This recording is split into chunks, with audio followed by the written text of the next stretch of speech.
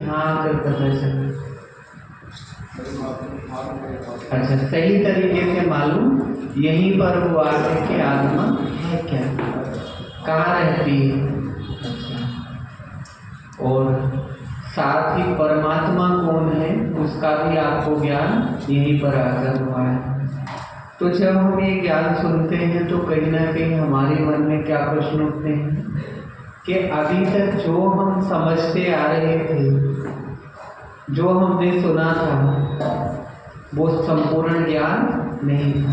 माना आधी अधूरी बातें हमने सुन रखी थी और यहाँ पर आकर आपको संपूर्ण ज्ञान की प्राप्ति हुई।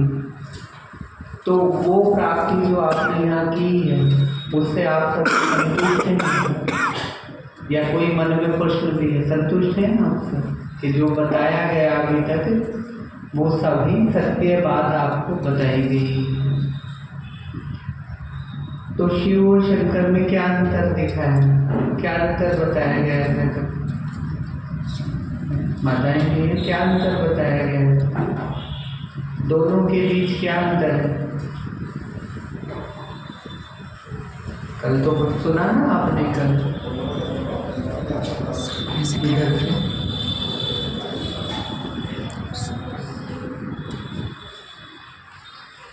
शिव कहते हैं शिवलिंग है, माना निराकार है, और शंकर आकारी देवता है, देहधारी दिखाए, शुक्र शरीर वाले दिखाए गए।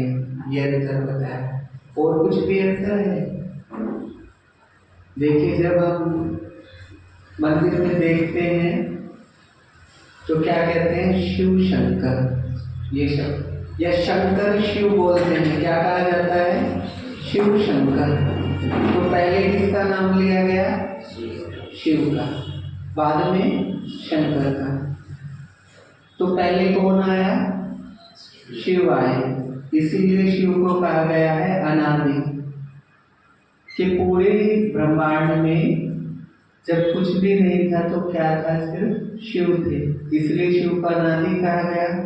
उसके बाद शिव ने किसकी रचना की है?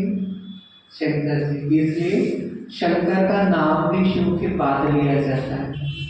जब पहले लेते हैं, कब लेते हैं? बाद में।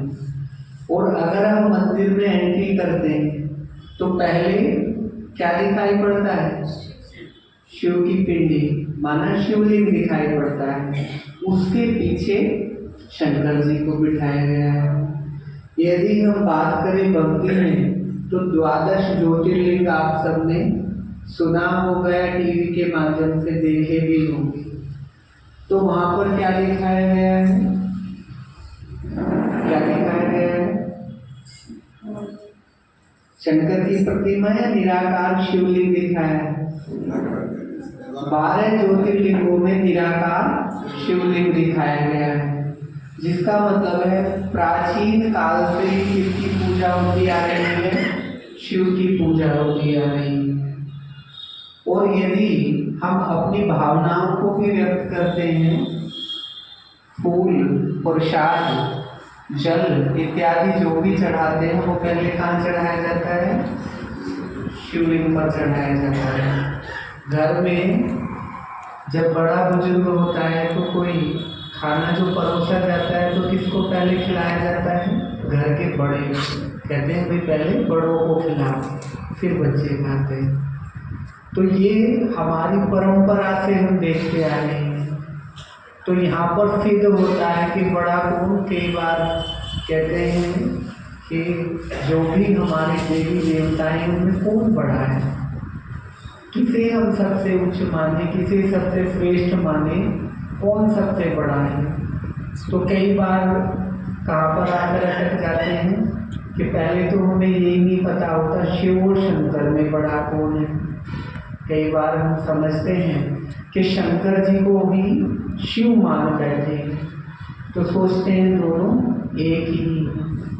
लेकिन ये बात भक्ति में भी सिद्ध होती है कि यदि दोनों एक हैं तो फिर एक को ही मंदिर में बिठाया जाए, या तो शिव की पिंडी रख दी जाए या शंकर जी की प्रतिमा रख दी जाए। लेकिन करते क्या है? दोनों को रखा जाता है। और दोनों की जब स्थापना की जाती है तो स्थापना का तरीका भी दोनों का अलग है। जब शिव की पिंडी की स्थापना की जाती है तो ऊपर से स्थापना करते हैं, गुंबद से। गुंबद छोड़ दिया जाता है, बनाया नहीं जाता, ऊपर से स्थापना की जाती है। और जब प्रतिमा लाते हैं तो वो दरवाजे से एंट्री करते हैं उसे लेकर।